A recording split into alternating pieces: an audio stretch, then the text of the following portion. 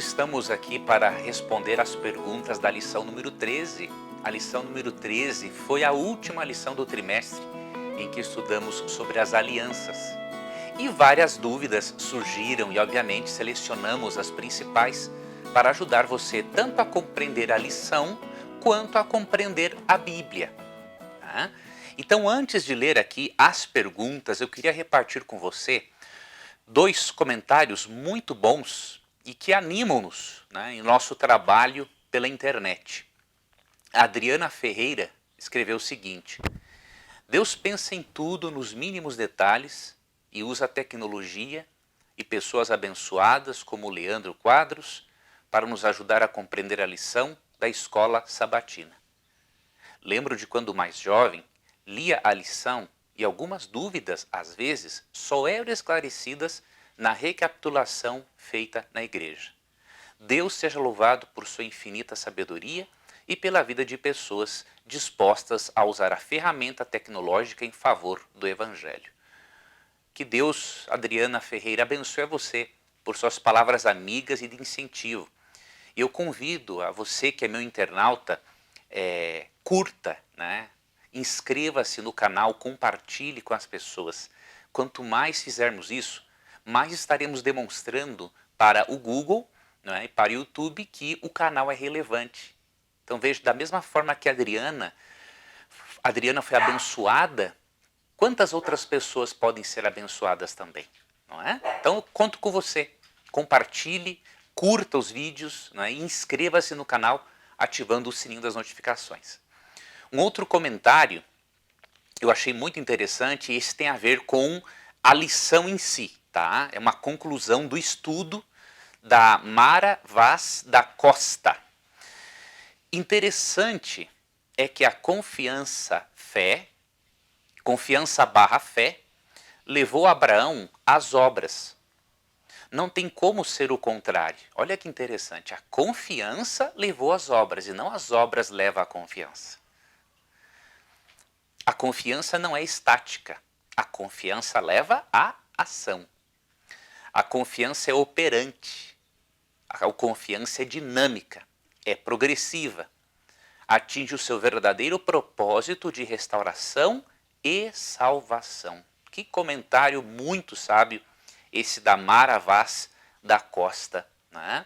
A fé leva à confiança em Deus e leva à ação, porque a fé é operante. A fé, ela transforma. E é por isso que 2 Coríntios 5,17 diz que quem está em Cristo é uma nova criatura. Então, muito obrigado, Mara, por compartilhar esse comentário muito bom conosco. Vamos agora para algumas dúvidas. E a primeira dúvida que nós vamos responder é a da Kali Araújo. Veja o que ela perguntou. Eu gostaria que o senhor falasse em um vídeo sobre a diferença de idolatria para admiração em relação a pessoas, cantores e famosos. Queria que falasse como seria a idolatria com cantores e qual o limite. Se podemos acompanhar esses cantores, ver conteúdos e notícias sobre eles, etc. Eu vou dar alguns textos bíblicos para você, para nós respondermos esta pergunta. O primeiro texto, nós temos que partir deste princípio que se encontra em Mateus capítulo 6, verso 33. Este é o princípio que deve nos nortear em várias situações da vida e pode nortear-nos também nesta situação. O que fazermos diante do gosto que muitas vezes temos por um cantor, por uma pessoa, por um ator e tudo mais.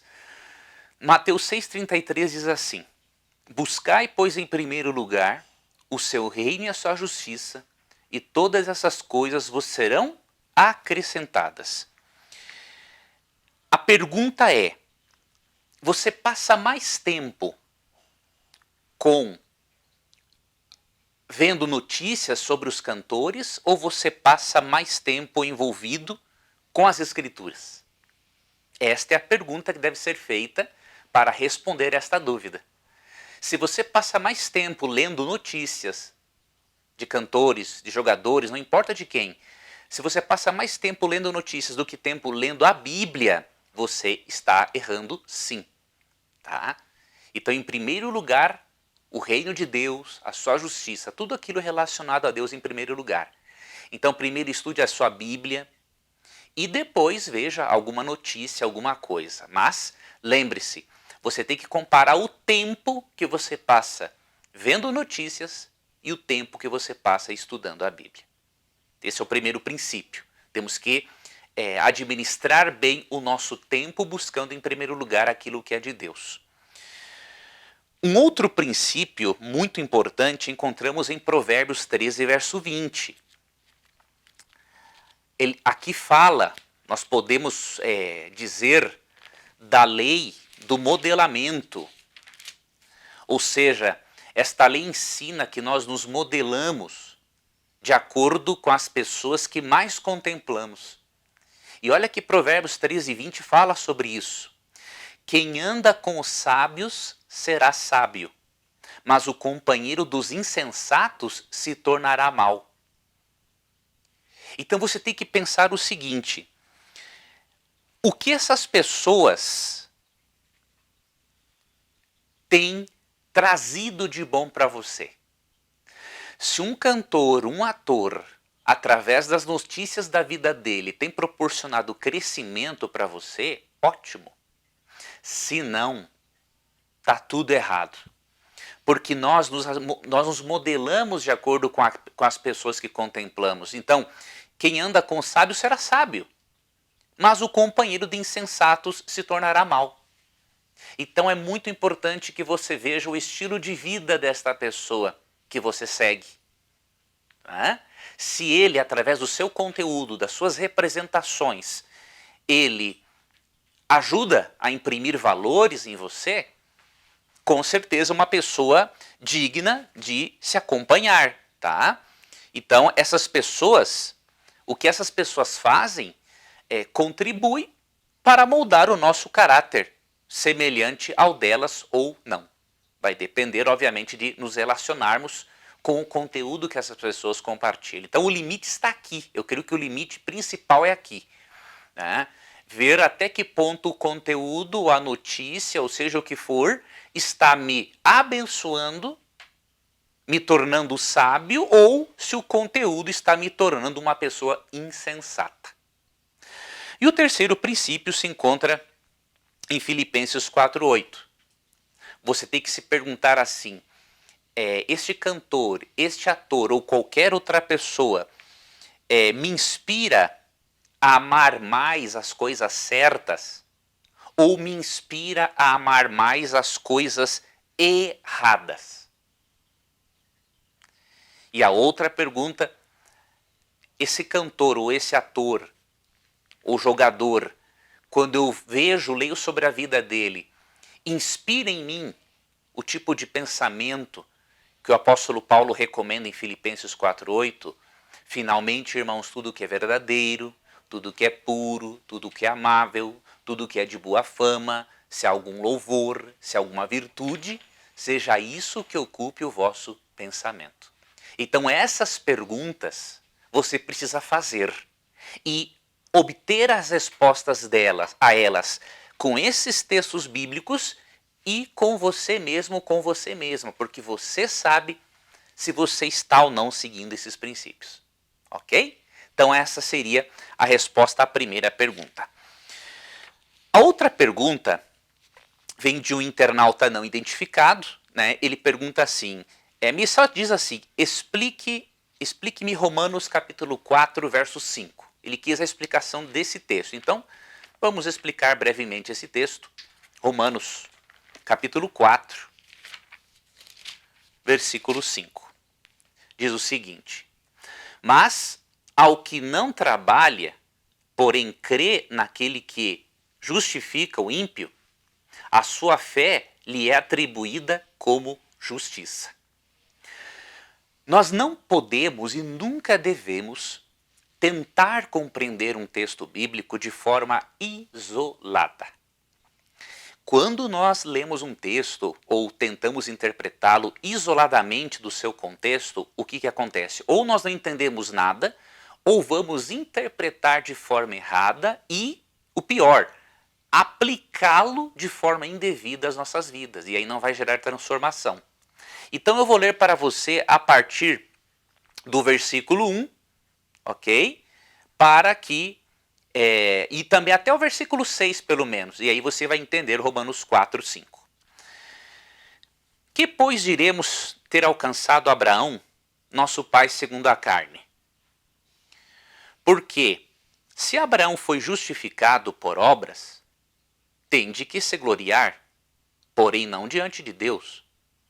Pois, que diz a Escritura, Abraão creu em Deus e isso lhe foi imputado para justiça.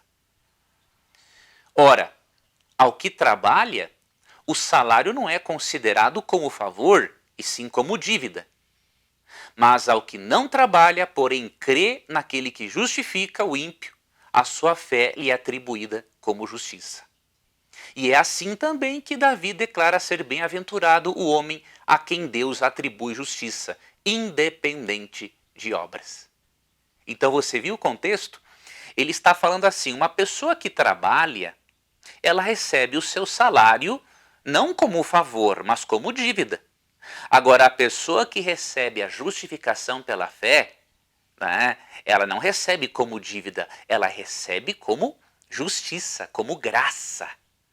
Então ele está fazendo esta comparação apenas para explicar que Abraão, assim como qualquer outra pessoa, foi justificado pela fé.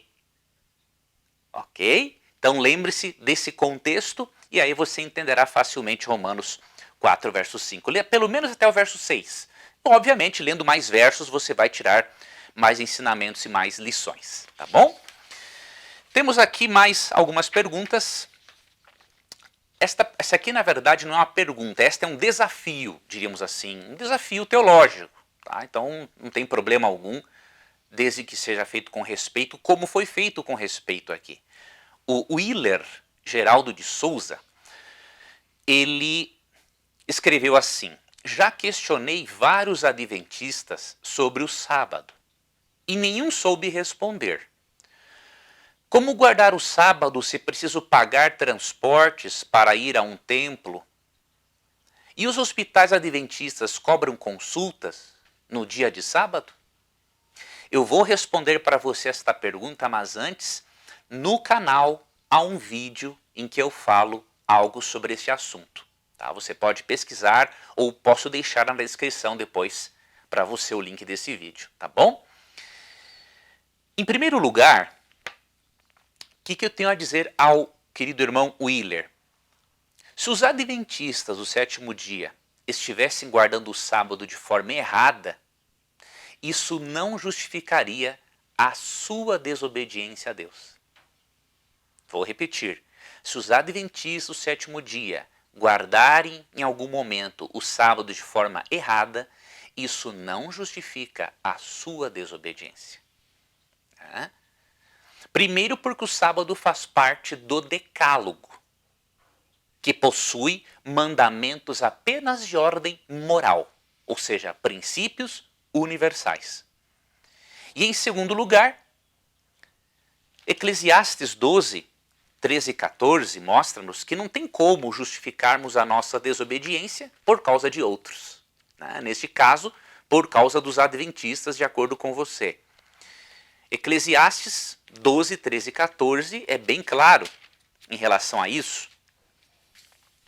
De tudo que se tem ouvido, a suma ou a conclusão é: teme a Deus e guarda os seus mandamentos, porque isto é o dever de todo homem.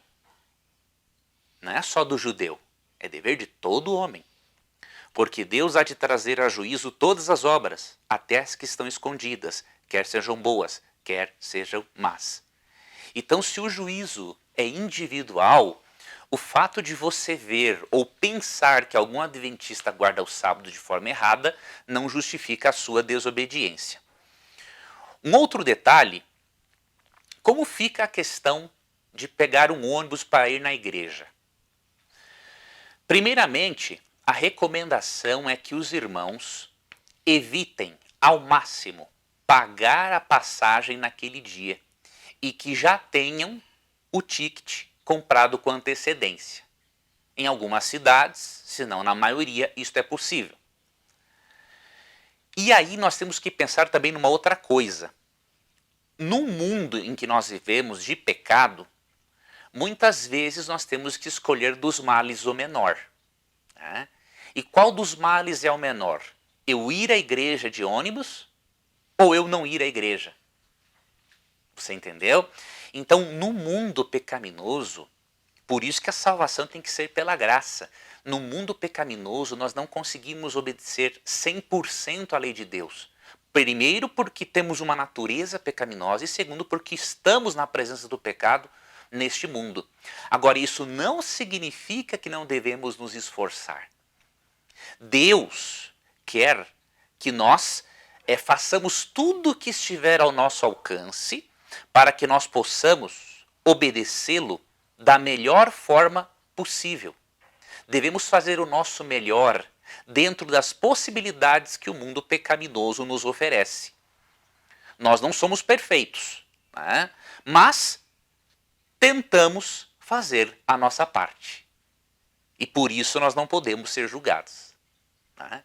Não somos perfeitos, mas tentamos, lutamos para fazermos a nossa parte em observar o sábado. Se não sair em alguns momentos, sair 100%, Deus vai ficar feliz porque ele vê o esforço. É melhor ver alguém se esforçar em fazer alguma coisa do que alguém não fazer nada por aquilo. Né? E, para finalizar, eu quero ler para você Apocalipse 14:12.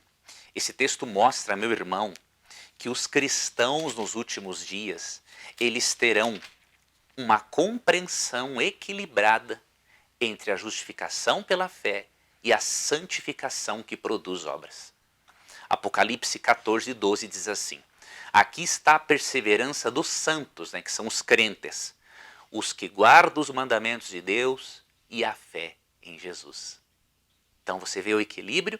Esses santos que perseveram em seguir a Deus, eles têm a fé em Jesus, e como resultado desta fé operante e transformadora, eles guardam os mandamentos de Deus. Então, por essas razões, meu irmão, eu creio que você não está correto nas suas afirmações. E quanto aos hospitais adventistas, os hospitais adventistas não funcionam da mesma forma que em outros dias da semana. Se algum hospital transgredir isso, obviamente que a liderança local vai saber e vai falar com os responsáveis. O que é feito no hospital adventista é apenas o necessário para a manutenção da vida. Então, não é levado o medicamento aos pacientes, cirurgias não são marcadas para o sábado, a não ser que surja uma emergência. Trabalhos burocráticos de escritório, pagamentos não são feitos no sábado. Então, os adventistas, como eu lhe disse, se esforçam para fazer o melhor que eles podem no mundo de pecado para obedecer a Deus. E Deus olha com carinho para essa obediência, mesmo que ela não seja perfeita. Em comparação com muitos que não querem nem cogitar obedecer a Deus. Bom, estas foram as perguntas da lição 13, a última lição do trimestre. No próximo vídeo, nós vamos ter o primeiro estudo, a primeira lição do nosso guia de estudos do próximo trimestre, que vai falar sobre o descanso em Cristo. Antes de estudar a lição, eu vou lhe mostrar esse guia e vou lhe dizer como você pode adquiri-lo, se você assim o desejar. Muito obrigado por ter me acompanhado ao longo desse trimestre em que estudamos sobre as alianças. E obrigado também por vocês terem enviado as perguntas de vocês. Um abração e até um próximo estudo.